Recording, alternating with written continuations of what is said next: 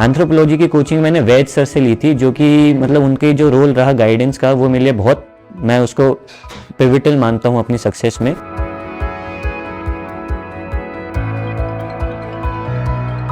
So after analyzing everything, I decided to take optional and I decided to take coaching। और फिर वैद sir से बात हुई। I used to follow सर's WhatsApp group। उसमें जो value addition वाली चीज़ें हैं, that comes from whatever sir was sharing in WhatsApp group।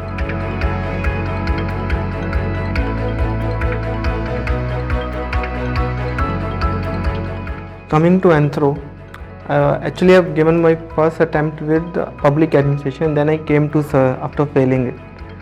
Then he guided me to the anthropology, and from there the things started changing.